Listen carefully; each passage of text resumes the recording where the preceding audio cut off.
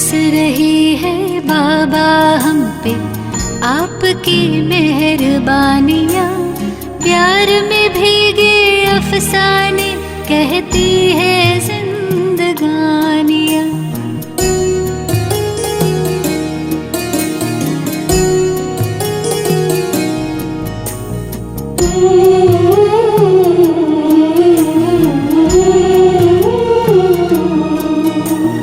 बरस रही है बाबा हम पे आपकी मेहरबानियाँ, प्यार में भीगे अफसाने कहती है जिंदगानियाँ।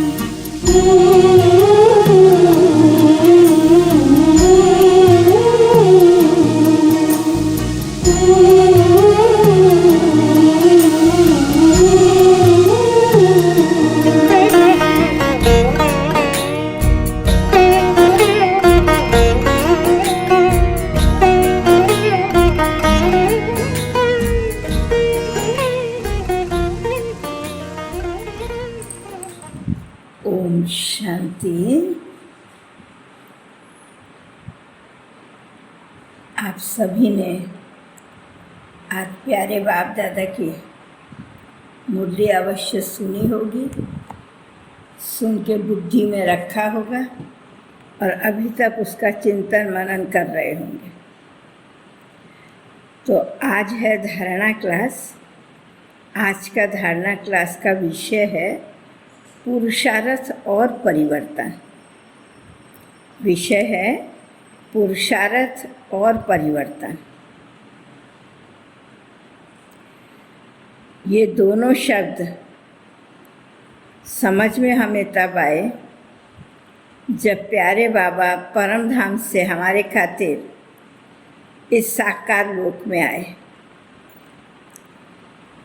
और इस साकार लोक में आकर के साकार तन का आधार लेकर के हम बच्चों के खातिर पुरुषार्थ करवाया, किया नहीं, पुरुषार्थ करवाया ब्रह्मा बाबा द्वारा। अगर उस पुरुषार्थ की लिस्ट हम देखें तो मैं समझती हूँ उसकी संख्या भी नहीं की जा सकती, एंडलेस पुरुषार्थ है। लेकिन अगर एक शब्द में कहें तो संपूर्ण स्वाहा, अर्थात जब एक बार संपूर्ण स्वाहा हो गए तो और पुरुषार्थ की दरकार नहीं। स्वाहा के बाद, राख के बाद और क्या होगा, और तो कुछ नहीं होगा। तो आज एक बात हमने बाबा की, कितना प्यार है बाबा को। बाबा परम धाम से हमको देख रहा था और क्या चिंतन कर रहा था। आज की मुरली की पॉइंट अगर आपको याद हो तो सोचो कि लाइन बहुत हार्ट टचिंग थी। बाबा ने बहुत अच्छी एक बात बोली, मैंने सोचा मेरे बच्चों को अब खाने के लिए भी नहीं है तो मैं जाऊं और जाकर के अपने बच्चों को सुखी बनाऊं। ये जो संकल्प बाबा का आया और बाबा हमारे खातिर इस सृष्टि पर आए, ये आज से 84 वर्ष पहले की बात है। 84 वर्ष पहले संबंधों में थोड़ा रस था, थोड़ा सुख भी था, प्रकृति में भी थोड़ा सत्य था, इतना असमय उपद्रव नहीं होता था और व्यापार में भी शुद्धता थी किसी भी प्रकार का, जितनी आज मिलावट होती है। तो देखो, इस दुनिया के लोगों की मन बुद्धि तमो प्रधान होने के कारण, अपने आप को सिर्फ देह समझने के कारण और देह की दुनिया दिखाई देने के कारण से कैसा कैसा पुरुषार्थ, वो भी पुरुषार्थ है ना। परिवार को पालने के लिए कितना मिलावट करते हैं, कितना कम तोल के देते हैं, हम देखते नहीं हैं। अगर सारा कोई सा भी व्यापार हो, कपड़े का हो, सोने का हो, चांदी का हो, अनाज का हो, जो कुछ भी हो, और जैसे आज साइंस के साधन हैं, ये टीवी है, मोबाइल है, ये भी है, देखो कुछ ना कुछ इसके अंदर ऐसा आर्ट डाल देते हैं जो हमें बार बार इसको रिपेयर करने के लिए जाना पड़ता है और नियम है 1 साल में ये सारे सेट खराब हो जाते हैं। तो दुनिया का पुरुषार्थ किस प्रकार का आज हो गया। लेकिन जब बाबा आया था तो हर चीज़ सहज मिल रही थी, हर चीज़ सहज मिल रही थी। लेकिन बाबा ने आकर के ये शब्द जो दिया, रियली ये पुरुषार्थ शब्द भक्ति मार्ग का है। साकार जीवन में इसको कोई यूज़ नहीं करते। भक्ति मार्ग में क्या पुरुषार्थ करते हैं? त्याग करना है। संसार की कोई चीज़ मुझे याद ना आवे, मेरे आँखों के आगे मेरा प्रभु ही रहे, मेरे सपनों में मेरा प्रभु ही आए, मैं उसके साथ ही खेलूँ, उसके साथ ही खाऊँ, ये पुरुषार्थ। लेकिन प्रभु कौन है और मैं कौन हूँ? खेलूँ किसके साथ, खाऊँ किसके साथ, वो कब मिलता है, कैसे मिलता है, लेकिन कुछ भी बिना जाने उसके रस में विभोर हो जाते थे। और विभोर होकर के उन्हें ये दुनिया, ये संबंध, ये सुख, जो भी कुछ परिवारों के संसार के सुख, उससे वह निवृत्त होकर के ऐसे चलते चलते चलते चलते संन्यास भी कितने प्रकार का हो गया। देखो, हमें चैतन्य का याद है, खाली कृष्ण कृष्ण करके कहाँ तक पहुँच गया। उसे किसी भी चीज़ की सुध नहीं, क्या भी चीज़ की सुध नहीं, कितनी छोटी उम्र।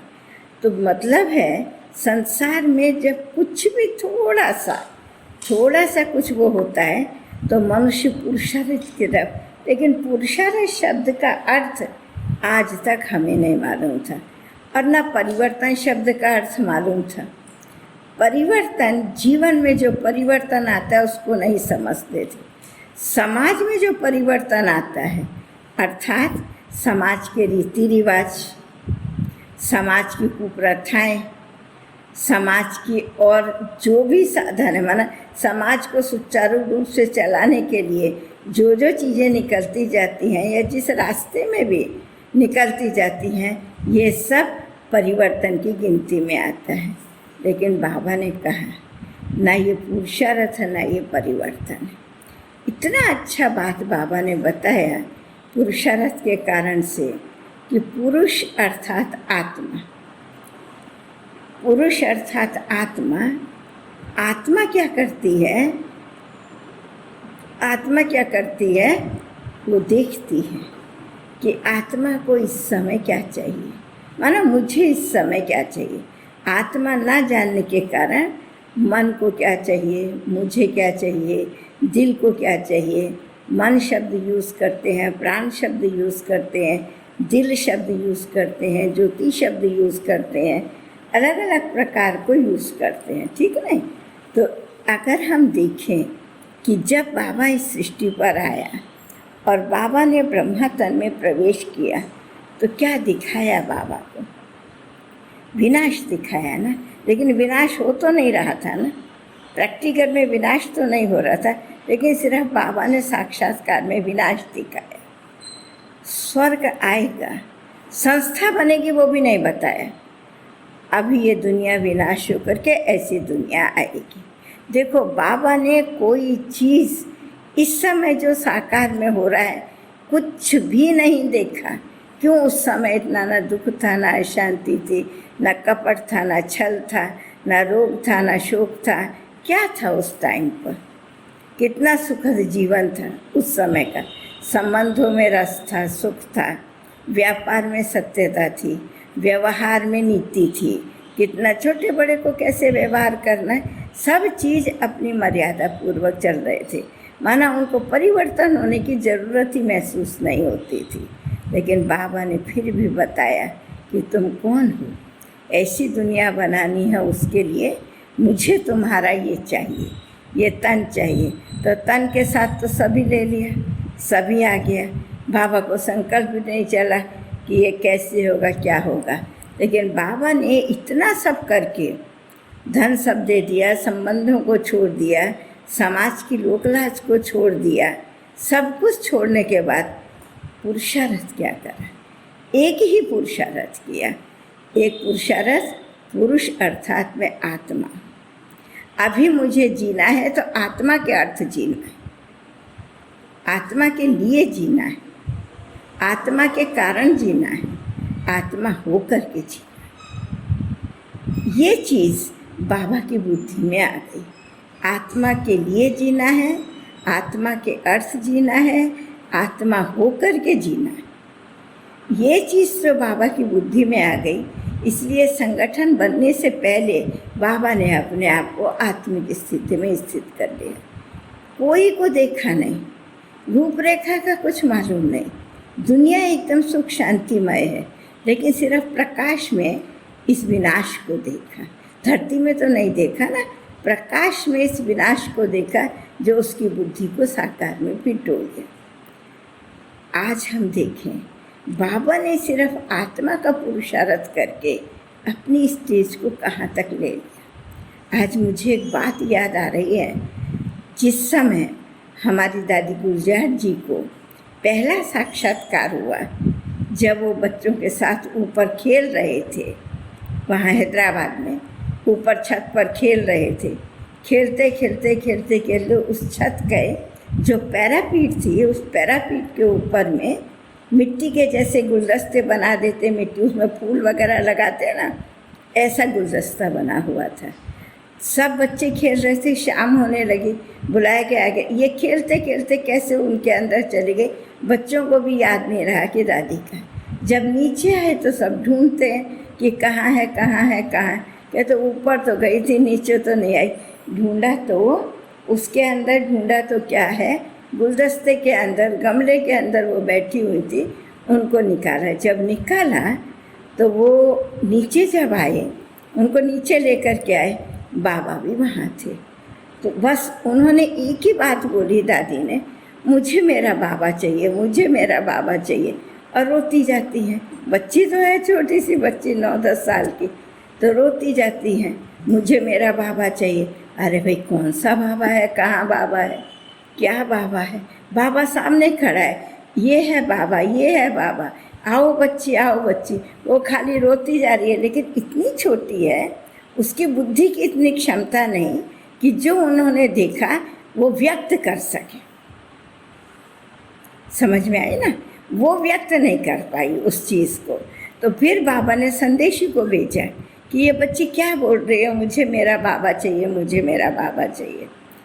तब वो संदेशी संदेश लेकर के आई। क्या संदेश लेके आई कि वतन अर्थात सूक्ष्म वतन। उस समय वतन बोले सूक्ष्म वतन को बोलते थे। अभी तो हम मूल वतन सूक्ष्म वतन की बीज रूप स्थिति का समझ आ गई, हमें बीज रूप स्थिति क्या है, हम खुद अनुभव भी करते हैं, उस स्थिति पर रहते भी हैं, औरों को भी अनुभव कराते हैं। तब तो योग की ये जो 4 स्टेजेस हैं, ऐसा तो वर्णन नहीं था ना, ये तो बिल्कुल आदि की बात है। कोई भी चीज़ इतना स्पष्ट नहीं था, लेकिन चल रहा था।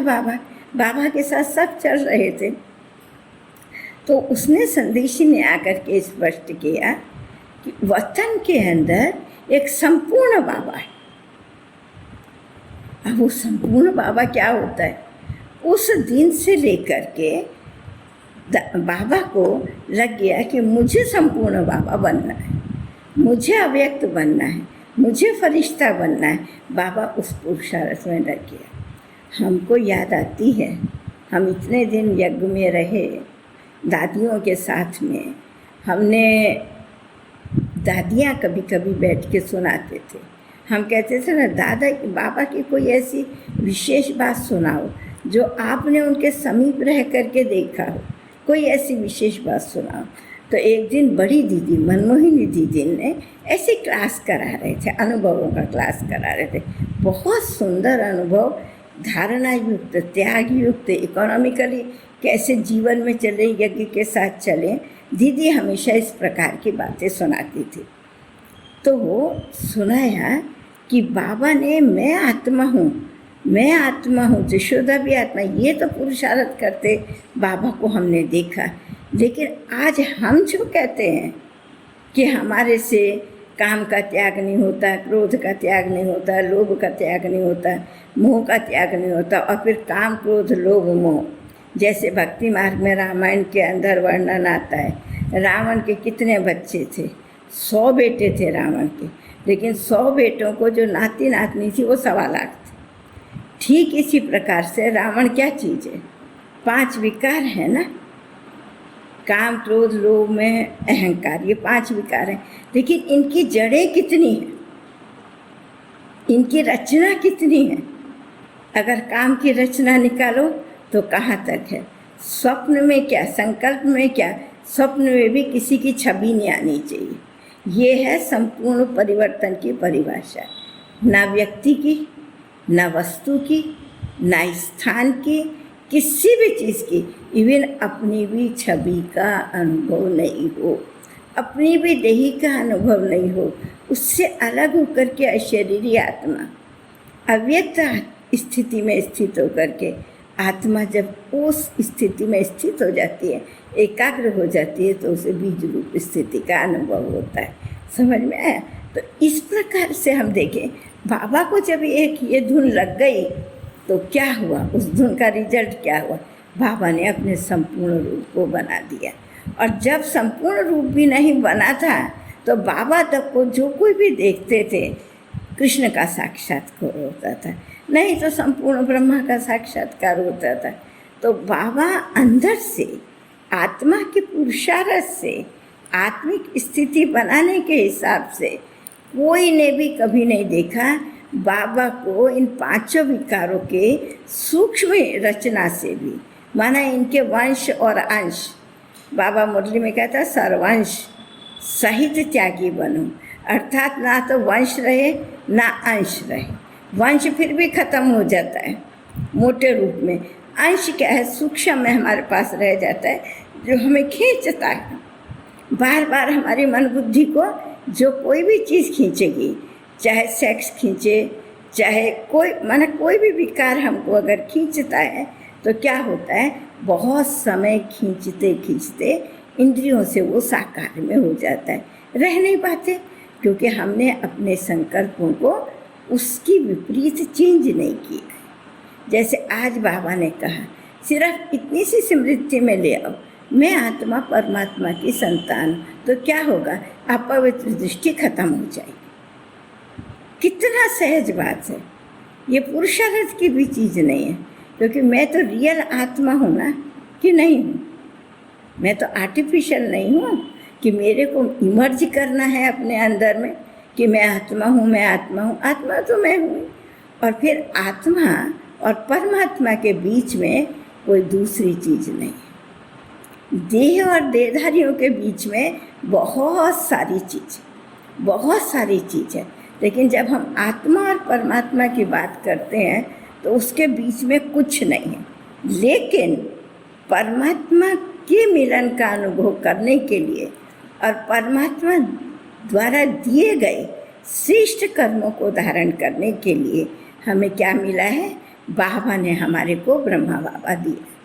तो बाबा कहता है बच्चे तुम्हें तो कुछ भी नहीं करना। हम सारे दिन कहते हैं बहुत मुश्किल है, बहुत मुश्किल है, ये भी परिवर्तन करना पड़ेगा, ये भी परिवर्तन करना पड़ेगा, इतना पुरुषार्थ करना पड़ेगा। ये जो बाबा कहता है ना मुरली में, जो खिलाए, जहाँ बिठाए, जैसे बिठाए, जो कराए, सुन लेते हैं, सुना लेते हैं, फिर बाद में कितना अच्छा रिपीट करते हैं, बोल तो दिया, पढ़ तो दिया, लेकिन ये तो होने वाला नहीं। लेकिन जो हमारा आदि रूप यज्ञ की स्थापना का एक के मुँह से भी कभी सुना, अगर वो इस स्थिति वाले होते थे तो आज हम सब होते थे, आज यज्ञ होता था। आज यज्ञ की इतनी विशालता, इतनी प्रत्यक्षता, इतनी श्रेष्ठता, जो विश्व गायन कर रहा है, अगर कुछ करेंगी तो ये ब्रह्मा कुमारियाँ ही करेंगी, और किसी के हाथ में विश्व को थामने की या परिवर्तन करने की शक्ति नहीं। ये जो स्लोगन, ये जो नारा कहाँ से शुरू हुआ, एक बाबा ने इतना पुरुषार्थ किया जिसको देख करके इतने अनेक माताएं बहनें तैयार हो गईं, और आज उन माताओं बहनों ने सारे विश्व को जगा दिया। तो एक आत्मा के पुरुषार्थ से इतना बड़ा काम हो सकता है। आज जो परिस्थिति, बाबा ने तो विनाश दिखाया हो नहीं रहा था, लेकिन आज जो परिस्थिति है हमारे सामने, क्या ये विनाश से कम है? कभी युद्ध होगा, एक देश का दूसरे के साथ होगा, दूसरे देश तो यूं ही देखेंगे ना, लेकिन अभी तो कोई किसको देखने वाला नहीं, क्योंकि सबके पास में ये चीज़ है।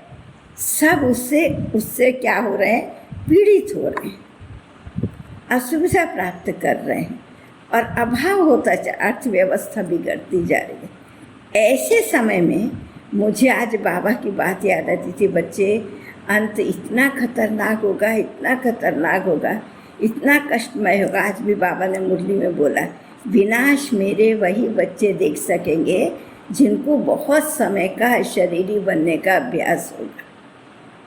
सबने सुना ना, वरदान याद करो, बाबा ने क्या बोला, बहुत समय का शरीरी बनने का अभ्यास होगा तभी विनाश को देख सकेंगे।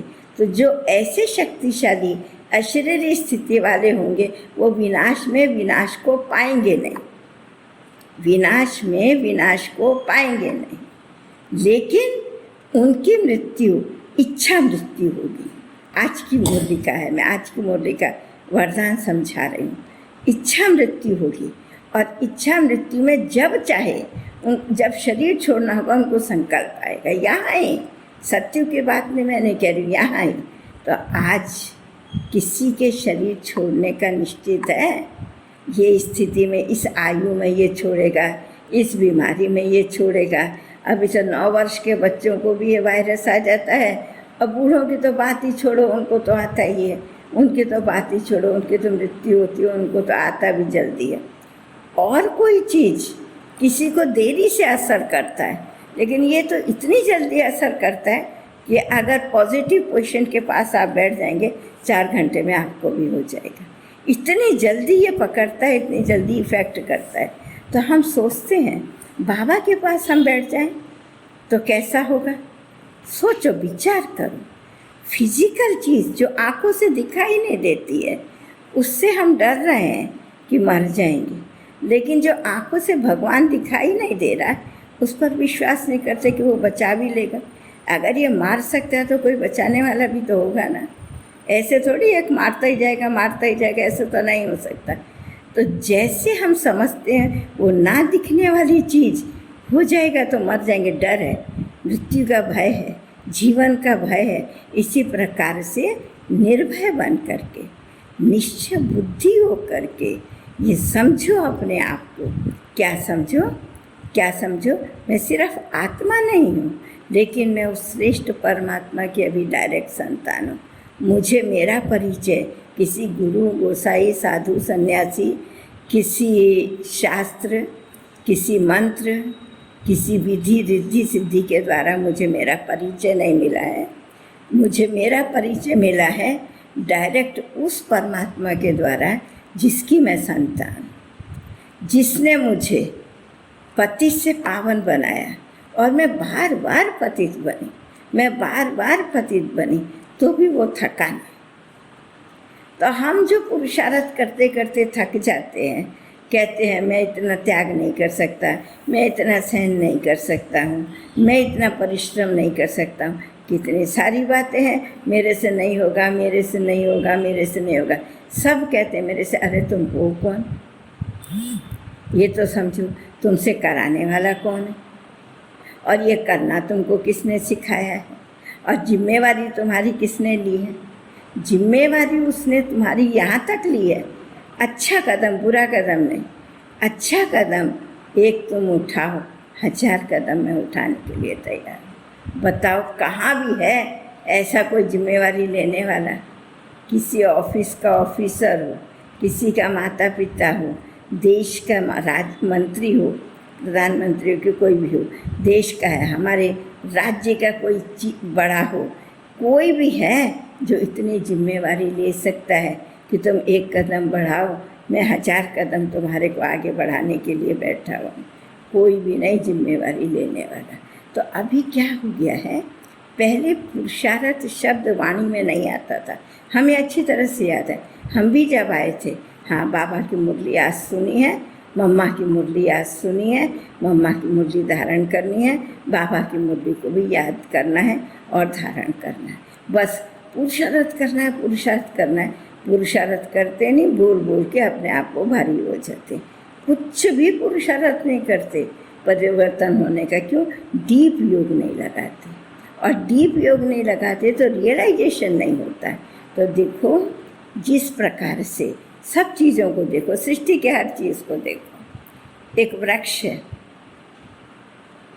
आप उसको काटना चाहते हैं, एक एक डाली काटते काटते काटते काटते फिर उसका वो काटेंगे, बीच का जो होता है तना उसको काटेंगे, फिर जड़ निकालेंगे। ये विधि है क्या वृक्ष को काटने के लिए? सीधा ही उसको नीचे से काट के उसका बीज निकाल के उसका जड़ निकाल के ख़त्म कर देते। ठीक इसी प्रकार से हमें विस्तार में नहीं जाना है। कहाँ है परिवर्तन? पुरुषार्थ जो हम नहीं कर पाते, थक जाते हैं, परिवर्तन हमारा नहीं हो पाता, उसका कारण मैं ही हूँ, मेरे पास ही है। जैसे आज कोई बीमारी की दवाई नहीं निकल रही और इतने प्रकार का वायरस हो गया है, कितने प्रकार के बुखार होते हैं, जर होता है। जर ठीक है, बुखार ठीक है, क्या है भाई? आप लोग जो समझ रहे हो ना, बुखार या जर दोनों एक ही चीज़ है। तो उसकी अलग, मलेरिया हुआ तो उसकी दवाई अलग है, टाइफाइड हुआ तो उसकी दवाई अलग है, और सीजनल फ्लू होता है उसकी दवाई अलग होती है, अलग अलग होती है ना। लेकिन ये जो वायरस निकला है इसकी कोई भी दवाई नहीं है, लेकिन है हमारे अंदर ही। इसकी दवाई हमारे अंदर ही है। वो क्या दवाई है हमारे अंदर? अपनी रोग प्रतिरोधक शक्ति को बढ़ाओ। और रोग प्रतिरोधक शक्ति को बढ़ाने के लिए हमें कोई इंजेक्शन नहीं चाहिए, कोई डॉक्टर नहीं चाहिए, कोई टैबलेट नहीं चाहिए, कुछ भी नहीं। जो रेगुलर हम भोजन करते हैं उसमें ऐसी चीज़ों को मिक्स करना है जो हमारी इस रोग प्रतिरोधक शक्ति को बढ़ाते हैं, और ऐसी चीज़ों को छोड़ देना है जो हमारी शक्ति को कम करते हैं लेकिन हमारी जीभ को सुख देते हैं। अभी जीभ कितनी है? 2.5 इंच की है, मापने से पता पड़ जाएगा। 2 इंच की है, 2.5 इंच की है, लेकिन वो खाना कितना लंबा जाता है और कितने समय तक पेट के अंदर में रहता है। तो 2.5 इंच की जीभ के पीछे हम अपने जीवन को नष्ट कर देते हैं। अगर अभी तक हमने अशरीरी बनकर मैं आत्मा समझकर कर्म से कर्म करना नहीं सीखा तो क्या हमारे अंदर ज्ञान चल रहा है? आपको 50 वर्ष हो जाने दो, 60 हो जाने दो, 70 हो जाने दो, वर्षों की तो गिनती यहाँ नहीं है ना। वर्षों की गिनती है, वर्षों की गिनती नहीं है। यहाँ पर किस चीज़ की गिनती है?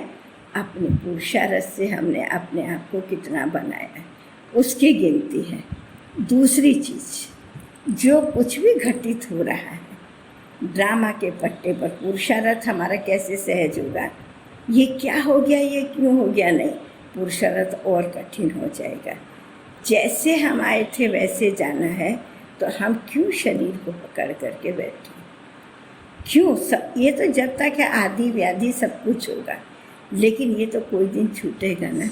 तो कोई भी चीज़ को देखो, हलवा बनाते हैं, शुरू में कितना चिपकता है, लेकिन हम तो छोड़ नहीं देते ना उसको। ये चिपक रहा है, हमसे नहीं होता है, हम उसको चलाते जाते अंदर से अग्नि उसको देते जाते। देखो वो एक समय में वो छोड़ देता है, कितना हल्का हो जाता है, हमको कितनी खुशी होती है। ठीक इसी प्रकार से आप लगे रहो, और सब चीज़ें जिसमें हम लगे हुए थे वो बाबा ने हमारी छुड़ा दी। क्यों?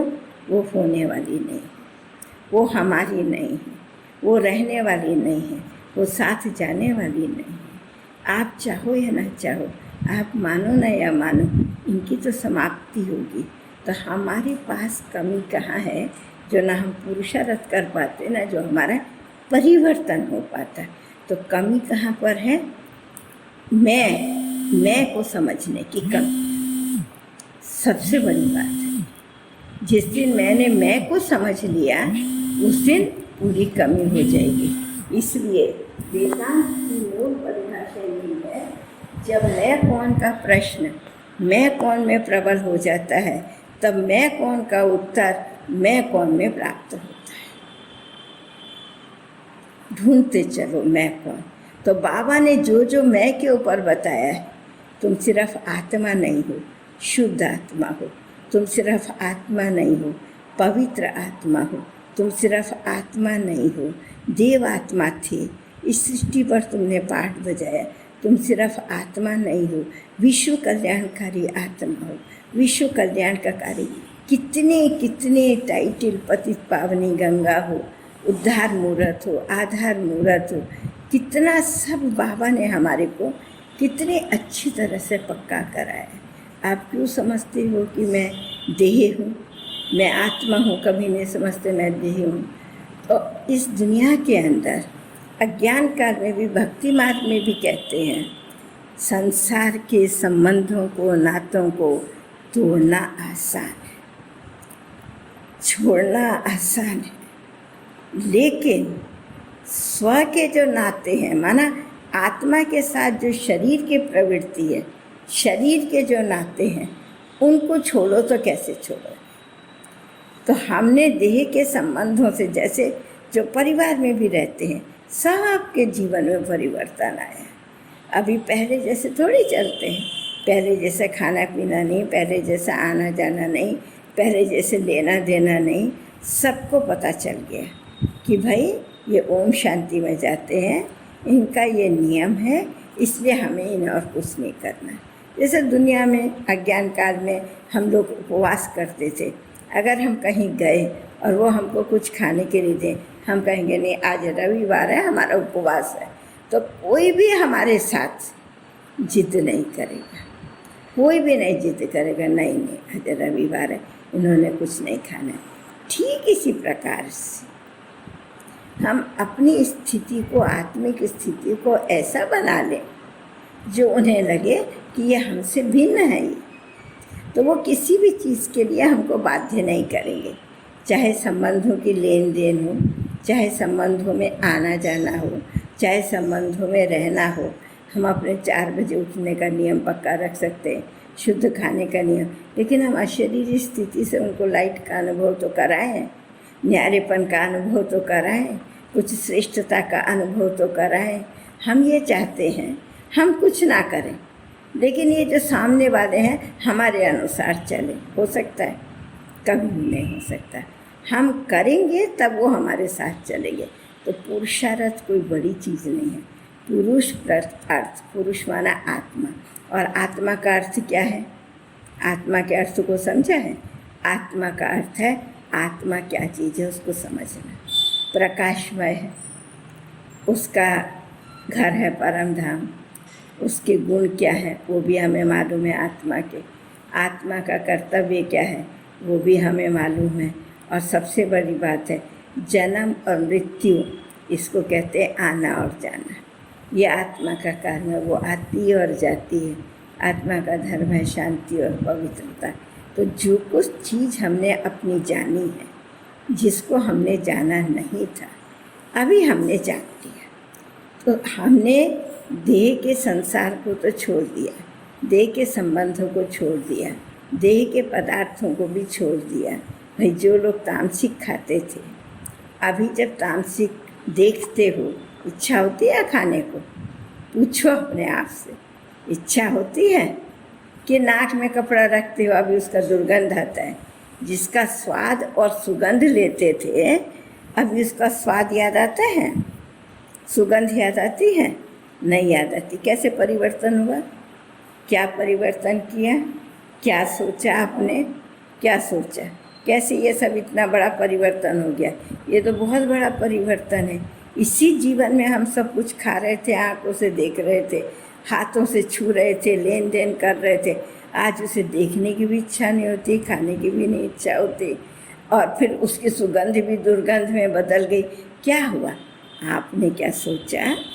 मैं परमात्मा की संतान और मैं बाबा के पास आई हूँ देवता बनने के लिए। तो ये देवताओं को भूख नहीं लगता है, ये देवताओं का भोजन नहीं है। परमात्मा भी, क्योंकि हम तो जो खाएंगे बाबा को स्वीकार करा के खाएंगे ना, हम चोर थोड़े हैं। उसका दिया हुआ और उसको बिना दिए खा लेंगे, तो हम तो चोर हो जाएंगे ना आगे। अगर हमने बाबा को भोग नहीं लगाया, खाते समय भोग नहीं लगाया, बना करके अलग से थाली में भोग नहीं लगाया, तो हम चोर हो जाएंगे ना। तो चोरी करनी है क्या हमको? भोग भी बाबा को लगा करके, सो भी बाबा के साथ में, उठो भी बाबा ही उठाता है, चलो भी तो क्यों, सारे दिन की दिनचर्या में बाबा ने हमें इस समय किस संबंध को साथ लेके चलना है। खाना बनाने वालों का अलग, और जो खाना खाते हैं भाई लोग, जो खा के ऑफिस में जाते हैं, उनके लिए, सबके लिए, सब संबंधों को आप सेट करो अपनी दिनचर्या के अंदर। तो आप इस स्व को भूल जाओगे, माना स्व का अभिमान, स्व की इच्छाएं, अपनी जो प्रवृत्ति है ना, देखिए स्व की इच्छाएं, स्व के संस्कार। अभी मेरा ये संस्कार है, मैं क्या करूं? मुझे क्रोध आता ही है, मैं क्या कर सकता हूँ? मैं तो जोर से ही बोलता हूँ, मैं क्या कर सकता हूँ? अरे तुम नहीं जोर से बोल, तुम जन्मे थे तो क्या जोर से बोल रहे थे? कैसे जोर से बोलना शुरू करा? तुमने 4 लोगों को देखा, वो आवाज़ से बोल रहे हैं, आपको भी आवाज़ से बोलने का अभ्यास है। आप तो आवाज़ से बोलते हुए नहीं पैदा हुए थे ना, पैदा तो रोते हुए थे, क्या बोलते हुए पैदा हुए थे? अभी बाबा जब हमें ये जन्म दिया, हमें ये ईश्वरीय द्विज जन्म मिला, तो हम हंसते हुए जन्मे कि रोते हुए जन्मे? वाह, इतनी श्रेष्ठ मैं आत्मा हूँ। अभी मेरा घर जाने का समय आ गया, बाबा मेरे लिए नई दुनिया बना रहा है। सोचो तो सही, क्यों नहीं पुरुषार्थ होगा? अपने से अपने आप अपने लिए नहीं करेंगे तो किसके लिए करेंगे? तो कौन करेगा? क्योंकि सृष्टि के नियम को भगवान भी नहीं तोड़ सकता, भगवान भी नहीं बदल सकता। जिस चीज़ को परमात्मा भी नहीं बदल सकता, बिना करे हम पाएंगे? नहीं पा सकते, बिल्कुल नहीं पा सकते। और कोई के करे से हमको मिलेगा? बिल्कुल नहीं मिलेगा। जो करेगा सो पाएगा। और दूसरी चीज़ पक्का याद करो, आज आप जो कुछ भी परिवर्तन कर रहे हो, जो कुछ भी पुरुषार्थ कर रहे हो, आपके आत्मा में ये अविनाशी संस्कार, अविनाशी पाठ भरा हुआ आत्मा के अंदर में 5000 वर्ष का सिर्फ ये ड्रामा है। अविनाशी होने के कारण सेम रिपीट होता है। ये कितनी अच्छी बात है। अगर ड्रामा अविनाशी नहीं होता था, हमें बहुत मेहनत करनी पड़ती थी, हर साल नया नया नया नया होता था। अभी तो सेम रिपीट होता है। जिस समय कोई चीज़ कठिन अनुभव होती है, या साक्षी हो जाओ, उस चीज़ के साथ ही मत बनो, उसके साथ जूझो नहीं। कोई भी हो, संस्कार हो, साथी हो, संबंध हो, व्यवहार हो, जो कुछ भी हो, उसके साथ लगो नहीं। थोड़ा न्यारे तो हो जाओ, न्यारे होकर के देखो। कल्प पहले भी मैंने इस पर विजय प्राप्त की, कल्प पहले भी मैंने इसको इसी अच्छी विधि से, शांति की विधि से, स्नेह की विधि से और सत्कार की विधि से, कहाँ कहाँ बात आती है ना, सम्मान की, मान की, इसी विधि से मैंने इस चीज़ को पार किया। तो आप विचार करो, अनेकों अनेकों अनेकों बार किया है, सिर्फ किया है, फिर अनेकों अनेकों अनेकों बार करते रहेंगे, अनगिनत अनगिनत और अथाह। तो जो 1000 बार क्या, अनेकों बार किया है, फिर भी हम करेंगे। यह स्मृति क्या हमारे अंदर शक्ति नहीं लाती? ये स्मृति क्या हमारे अंदर जागृति नहीं लाती? यह स्मृति क्या हमारे अंदर डिटैच होने की शक्ति नहीं लाती? न्यारे होने की शक्ति नहीं लाती? कंट्रोल करने की शक्ति नहीं लाती? कैसे नहीं लाएगी? लेकिन उस स्मृति को स्मृति स्वरूप होकर के, स्मृति और स्मृति स्वरूप में कितना अंतर है, मैं एक एग्जाम्पल आपको देती हूँ। हमें स्मृति है, मैं आत्मा हूँ, और स्मृति स्वरूप माना आत्मिक स्थिति में स्थित होकर के सामने वाले को देखो, अर्थात उसकी भ्रुकुटी में मुझे आत्मा दिखाई दे, उसका चेहरा मुझे ना दिखाई दे। जब सिर्फ आत्मा दिखाई देगी तो आज चेहरा देखने से उसके आज के अवगुण याद आते हैं, तो उससे घृणा होती है, और आज के गुण याद आते हैं तो उससे मोह हो जाता है, दैहिक संबंध हो जाता है, दैहिक स्नेह हो जाता है, सिर्फ स्मृति स्वरूप होने से। तो अब जब मैं कहती हूँ मैं आत्मा हूँ, तो मैं कौन सी आत्मा हूँ? विचार तो करो, कौन सी आत्मा हूँ? सत्व प्रधान आत्मा हूँ, डायरेक्ट परमात्मा की संतान। मुझे आत्मा के अंदर देवत्व भरा हुआ है, अर्थात देवताओं के गुण भरे हुए हैं। बाबा क्या कहता है, अभी से ही वो संस्कार डालो, जितने आपके अंदर बहुत काल के ये संस्कार होंगे, आप बहुत समय के देवता बनेंगे कि राजा बनेंगे। जैसे बाबा कभी कभी मिसाल देता है, देवताएं मुस्कुराते हैं, हंसते हैं, लेकिन जोर से नहीं हंसते। जोर का हंसना किसकी हंसी मानते हैं? विकारों में सर्वश्रेष्ठ कौन? विकारों में नंबर 1 किसका? मालूम है कि नहीं मालूम? विकारों में नंबर 1 है रावण का। रावण कैसे हंसता है, समझ में है?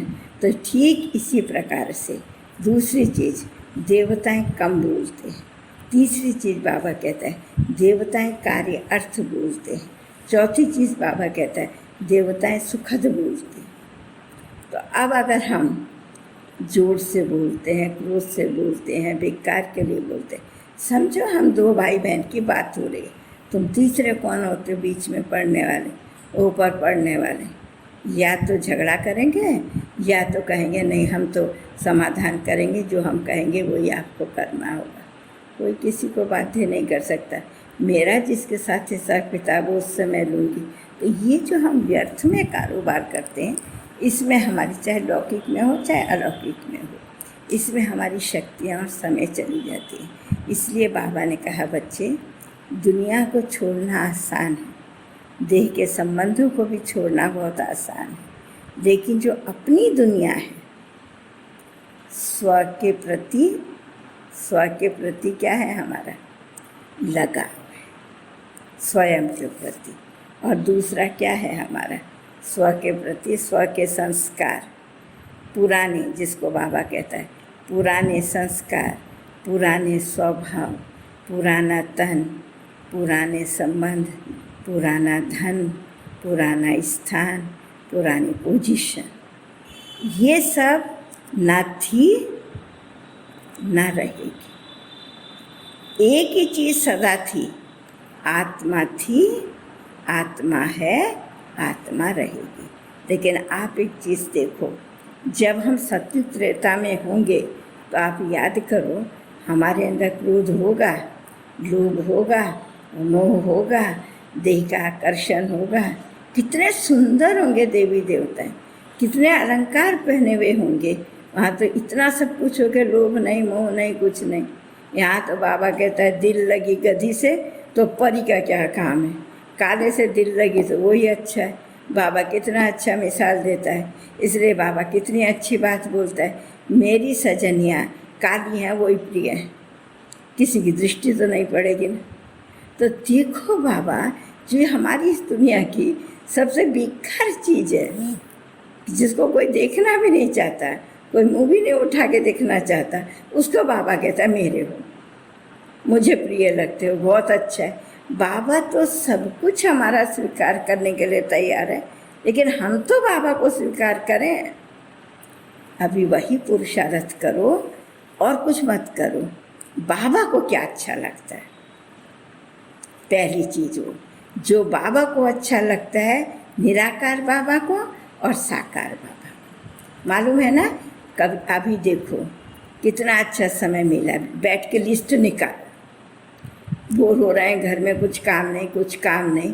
मैं तो बहुत डरती थी जब हम शुरू में ज्ञान में आए, और ज्ञान में आके जब समर्पण हुए तो सेंटर तो कोई देखा नहीं, सेंटर में क्या होता है कैसे होता है हमें तो मालूम नहीं।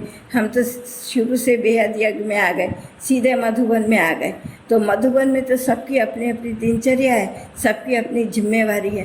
तो बहुत मेरे को अंदर में चलता था, कब हम दादियों ने हमारी सारी रात योग लगाया, दादियों ने हमारी इतने घंटे बैठ के योग लगाया, हमें थोड़ी इतना समय मिलेगा, हमें तो चलते फिरते योग लगाना है, तो हम माला का दाना कैसे बनेंगे।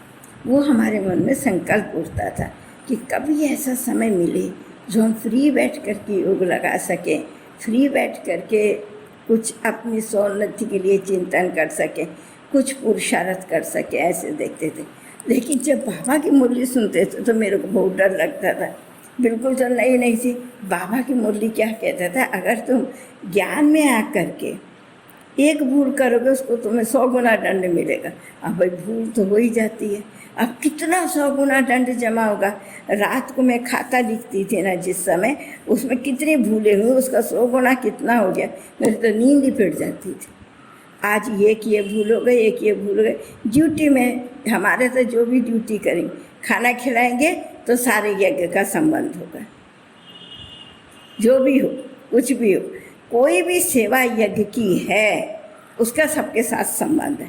तो सबके संस्कार तो अपने अपने, हम भी नहीं थे, हमें भी मर्यादा व्यवहार मालूम नहीं था, जो मुंह में आया बोल देते थे, जैसे मुंह में आया चल देते थे, चाहे वो खाने वाली चीज़ हो, चाहे वो चलने वाली चीज़ हो, चाहे वो रहने वाली बात हो, कुछ भी हो। तो जब रात को खाता देखते थे तो हम सोचते थे हम कब कर्मातीत बनेंगे, कब विजयमाला के दाना बनेंगे, कब बाबा के दिल पर चढ़ेंगे, ये क्या है सारे दिन। तो ऐसे ही इच्छा होती थी, क्योंकि मधुबन में तो 12 महीने या तो सीजन या तो दूसरी कारोबार, स्टॉक ठीक करो, ये करो, सब कुछ करो। तो यही एक काम में 4 लोगों के साथ ज़रूर संबंध होगा, भाई का भी, बहनों का भी, सबका होगा। तो सबके तो अपने अपने संस्कार है ना, क्योंकि वैरायटी ये राजधानी स्थापन हो रही है, दास दासी राजा प्रजा सब बनेंगे। तो बहुत मुझे संकल्प चलता था कब ऐसा समय आएगा जब हमें एकांत मिलेगा, ज़्यादा कार्य का विस्तार नहीं होगा, सेवा का भी विस्तार नहीं होगा। तब मनसा सेवा शब्द नहीं था, तब संकल्प से सेवा बोलते थे। संकल्प हमें इतना पावरफुल करना है, यहाँ बैठे विश्व तक पहुँचे, तो उसके लिए हमें ग्लोब पर बैठ जाना है।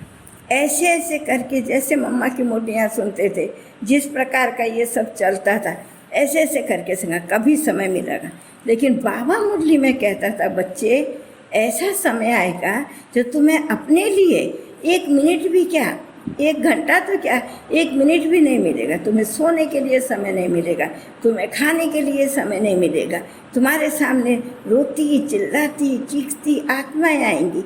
तुमने स्टॉक जमा किया है, इतना श्रेष्ठ खाता तुमने अपना बनाया है, तो व्यर्थ मत करो संकल्पों को, व्यर्थ मत करो समय को, व्यर्थ मत जाने दो बोल को, व्यर्थ मत दरारें डालो संबंधों के अंदर तेरा मेरा करके। अलौकिक संबंध तो है ना हमारे एक दूसरे के साथ में। तो बाबा, तो मैं कहती थी कब ऐसा समय आएगा, और बाबा कहते तुम्हें कुछ भी समय नहीं मिलेगा, खाली तुम्हारे आगे लाइन लगी होगी, लेकिन तुमने जो अपना स्टॉक जमा किया होगा, जो अपनी स्थिति बनाई हुई होगी, वो स्थिति जितना तुम्हारे पास होगा तुम दे सकेंगे। तुम्हें और लेने के लिए समय नहीं होगा, अभी समय है, ले, जितना ले सकते हो ले। लेकिन कितना अच्छा बाबा है, कितना अच्छा ड्रामा है। कारण कुछ भी हो, क्या भी कारण हो, अभी तो बैठ के हमको हमारी स्थिति बनाने के लिए समय मिला है ना। जब ये लॉकडाउन खुलेगा, जब नॉर्मल हमारी जीवन हो जाएगी, नॉर्मल दिनचर्या हो जाएगी, उस दिनचर्या में हम अभी वो स्थिति बनानी है, उसमें हम न्यारे रह सके। अभी भाई बहने जो बेचारे घर में बैठे हुए हैं, जिनको रोज़ बाबा के ज्ञान का संग, अपने आप पढ़ रहे हैं ना, ज्ञान का संग नहीं मिल रहा है, संगठन की शक्ति नहीं मिल रही है, संगठन का साथ रह कर के वो खुशी नहीं मिल रही है, कुछ भी तो नहीं मिल रहा है ना। लेकिन जब ये खुलेगा और जब मिलेगा तो हमारी स्थिति कैसी होनी चाहिए, हमारी स्थिति सबसे अलग होनी चाहिए, हमारी स्थिति सबसे उपराम होनी चाहिए, हमारी स्थिति सबसे भरपूर होनी चाहिए। किस चीज़ में? शांति में, प्रेम में। तो परिवर्तन क्या करना है? हम पूछें हमें क्या परिवर्तन करना है। अगर कोई कहे मुझे शरीर का भान नहीं भूलता, तो तुम सोचो, आज तुम, अगर तुम्हारी उम्र 80 साल है, 80 साल पहले कहाँ थे वो बताओ। वो शरीर आपको याद है, तो इस शरीर को क्यों नहीं भूलते हो? ये भी तो चला जाएगा, फिर दूसरा शरीर मिलेगा, तो क्यों कहते हो मैं शरीर को नहीं भुला पाता हूँ कि भुला पाती हूँ? ये नहीं था मेरा, नहीं है मेरा, नहीं रहेगा मेरा। मुझे तो 84 शरीर बदल दिए। मैं तो आते आते एक भी शरीर याद है, एक भी याद है, नाम याद है, रूप याद है, कुछ भी तो याद नहीं। तो आज जब देह में हो, जो रहने वाला नहीं है, जो साथ जाने वाला नहीं है, उसको क्यों नहीं भूल पाते? नेचुरल है ये तो, तुम भूलोगे नहीं तो भी भुलाएगी प्रकृति। तो पुरुषार्थ करो, मैं जो हूँ मैं वो ही रहूँ। तो आज भी बाबा ने मुरली में कहा, विनाश में कौन विनाश नहीं होंगे? जो ज़्यादा से ज़्यादा अशरीरी स्थिति में बहुत समय से रहने का पुरुषार्थ कर रहे होंगे, वो विनाश में विनाश नहीं। आज भी बाबा ने कहा अभी हमें परिवर्तन यही करना है। देह के संबंधों को तो छोड़ दिया, लेकिन परिवर्तन यही करना है। ये देह से जो मेरा प्यार है, देह का स्वभाव, देह का संस्कार, देह का अटैचमेंट अपने आप से, देह की नेचर जो हम बोलते हैं, क्या करें मेरी नेचर ऐसी है, उसको आत्मा से अटैचमेंट करो, आत्मा के नेचर चलाओ, आत्मा का स्वभाव क्या है उसको देखो, उसको व्यवहार में लाओ, आत्मा के स्वभाव को व्यवहार में लाओ, आत्मिक दृष्टि को व्यवहार में लाओ, आत्मिक वृत्ति को व्यवहार में लाओ। फरिश्ते क्या करते हैं? देने का काम करते हैं, लेने का काम करते हैं। आपको कोई स्नेह दे, सम्मान दे तो आप उसको देंगे। व्यापारी हो क्या कि दानी हो, त्यागी हो, क्या हो? बाबा से मिल नहीं रहा, जो कोई देवे तो आप फिर उसको दो। बाबा कम दे रहा है, बाबा कम दे रहा है। सोचो तो सही ना, अमृत वेले से बाबा देना शुरू करता है। हम बाबा को नहीं देखते, लेकिन बाबा हर पल हमको देखता है। तो सोचो तो सही, मुझे कौन देख रहा है, मुझे कौन चला रहा है, मुझे कौन बना रहा है। वो कितना बड़ा कलाकार है, कितने सारी मूर्तियों को बैठ करके सुंदर बना रहा है। सोचो तो सही, विचार तो करो। मेरी आँख कौन सी बना रहा है? कमल नयन। देवताओं के नयनों को क्या कहते हैं? कमल नयन।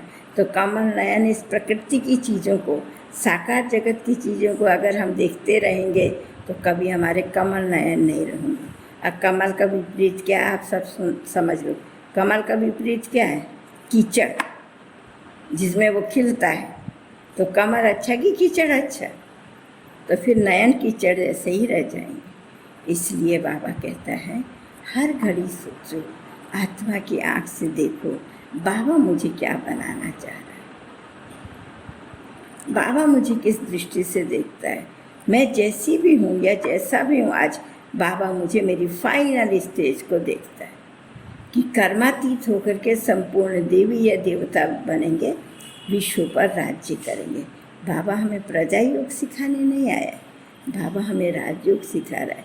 इसलिए हर दिन मुरली के अंदर कैसे हम राज्य करें अपनी इंद्रियों के ऊपर, वही। और तो बाबा ने हमें कोई बड़ी बात नहीं दी है, कुछ बड़ी बात दी है, घर में रहो। बाबा ने ये भी नहीं कहा तुम घर छोड़ करके आओ। हाँ, यज्ञ को चलाने के लिए थोड़े लोगों को ज़रूरत हुई। अभी तो कहता घर को ही सेंटर बना लो, माना घर में ही ज्ञान योग करो। अभी सब बैठ के घर में ज्ञान योग कर रहे हो ना, तो घर में परचिंतन नहीं, परदर्शन नहीं, मन मत नहीं, पर मत नहीं। याद रखो श्रीमत से बाबा मुझे कैसा बनाना चाहता है। श्रीमत तो सबको मालूम है, बाबा की श्रीमत क्या है किसको मालूम नहीं है। मुरली ही बाबा की श्रीमत है। समझ में आ गया क्या श्रीमत है?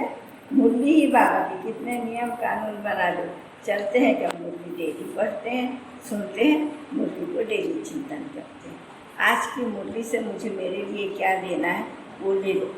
बाबा तो फ्री मुरली चला देता 3 पेज की, लेकिन जिसको जिस चीज़ की ज़रूरत है ले लो। कोई नहीं कह सकता आज की मुरली में मेरे लिए कुछ नहीं था। एक कोई भी नहीं बोल सकता, कोई भी। हम लाखों भाई बहनें बाबा के बच्चे हैं, लाखों मुरली सुनते हैं, लेकिन एक भी कोई कहे आज की बाबा की मुरली में मेरे लिए कुछ नहीं था। कोई कह सकता है? कोई कह सकता है? कोई नहीं कहता। लेकिन हमें लेना आना चाहिए, और सिर्फ हम ले ना लें मुरली से, लेकिन मुरली को रखना आना चाहिए अपने पास। मुरली के रखने की एक ही विधि है, जो देखो पॉजिटिव है। समझो, आपको मनपसंद खाना नहीं मिला, आप तो नहीं बनाते हो, जो बनाते हो वो तो अपने मनपसंद बना देते हैं। उन्हें पहले वो याद आता है मैं क्या खाऊंगा, बाबा क्या खाएगा वो नहीं आता है। लेकिन हमारी माताएं बहुत अच्छी हैं, वो बड़ा अच्छा काम करती हैं। आज बाबा को क्या भूल लगा, वो कभी नहीं सोचती मेरा पति क्या खाएगा, मेरा बच्चा क्या खाएगा, मैं क्या खाऊँ। आज बाबा को क्या फूल खिलाएंगे, आज बाबा को क्या भोजन खिलाएंगे। बाबा बाबा बाबा करके जो बनाती हैं माताएं हमारी, पूरे परिवार को चेंज कर देती, धीरे धीरे करके परिवार चेंज हो जाता है। तो इसलिए मुरली को ऐसे खोजो, ऐसे सुनो, ऐसे समझो, ऐसे रखो। मेरे लिए क्या कहा बाबा ने। प्रतिदिन भगवान आकर के बात करता है तो भी हमको समझ में नहीं आता क्या? तो अभी हमें कुछ परिवर्तन करने की ज़रूरत नहीं है। स्व का स्वभाव, स्व का संस्कार, माना अपनी देही में जो हमारा मोह पड़ गया है, मेरी इच्छा, मेरी भावना, मेरा ये, मेरा वो, मेरा संसार इतना बन गया है, मैं और मेरा इतना ही रह गया है। बाबा और बाबा का वो हमारा कम होता जाए। जब आते हैं तो बड़ी लगन होती है, जब रह जाते हैं तो नॉर्मल हो जाता है। नहीं, नॉर्मल समय की पुकार क्या है? आज सबको आपकी कौन सी सकाश चाहिए? कौन सी सकाश चाहिए? पवित्रता की किरणें चाहिए, आपसे पवित्रता की किरणें चाहिए। और हम शुद्ध भोजन खाते हैं तो हमें नहीं होता है, तो आप उनको शुद्धता के वाइब्रेशन दो, भोजन की शुद्धता दो। वो जो कुछ भी देखो, आज कोई भी तामसिक खाना नहीं खाता होगा, जो खाते होंगे तो उन्हें भय नहीं है, लेकिन पेशेंट को तो कोई तामसिक खाना नहीं देता होगा। तो जो हमें मालूम है ये हमारे शरीर के लिए खराब है, उन्हें शरीर तक का ज्ञान है, लेकिन हमें तो आत्मा का ज्ञान है ना। हमारी आत्मा को क्या नहीं चाहिए, क्या चाहिए, वो तो हमने समझ लिया ना। तो जो चीज़ हमने समझ लिया, हमने स्वीकार कर लिया। अभी बैक में हम संगम से कलयुग में जाएंगे कि आगे में सतयुग में जाएंगे? क्या भाई निर्णय है, बोलो। अगर हमें आगे जाना है तो आगे की दुनिया में क्या होगा वो सोचो, जो नहीं होगा वो अभी से छोड़ो। बाबा ने अभी समय दिया है, मैं तो कहती हूँ इतना समय कहाँ से निकला ड्रामा में। समय नहीं होगा, समय नहीं होगा, अपने लिए समय नहीं होगा। अभी सारा समय अपने लिए ही है। अगर इस अपने लिए के समय में भी अपने आप को पुरुषार्थ करके परिवर्तन नहीं कर पाएंगे तो और कब करेंगे? वो जो स्लोगन बाबा शुरू से कहता आ रहा है, अब नहीं तो कब नहीं, यही स्लोगन आज वो चल रहा है।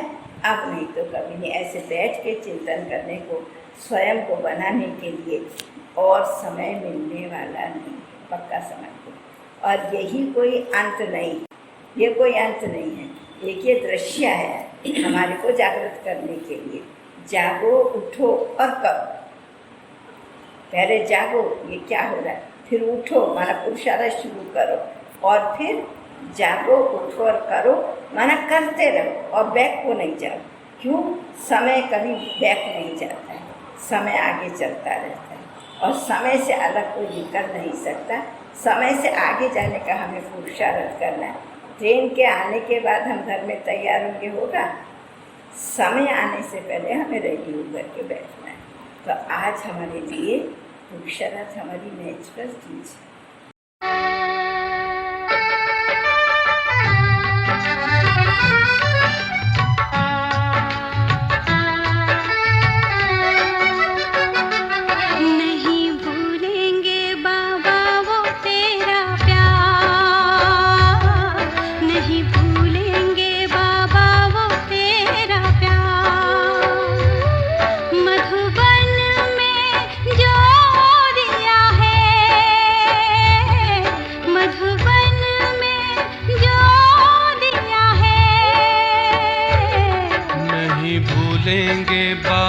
तेरा दुलार, नहीं भूलेंगे बाबा तेरा दुलार। मधुबन में जो किया है, मधुबन में जो किया है, नहीं भूलेंगे बाबा वो तेरा प्यार, नहीं भूलेंगे बाबा वो तेरा प्यार।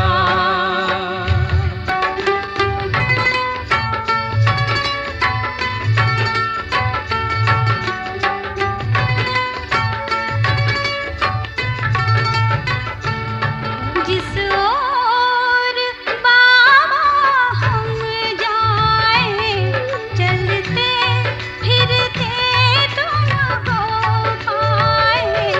जिस ओर बाबा हम जाए, चलते फिरते तुझको पाए। हर समय हो तेरा दीदार, हर समय हो तेरा दीदार। नहीं भूलेंगे बाबा वो तेरा प्यार। मधुबन में जो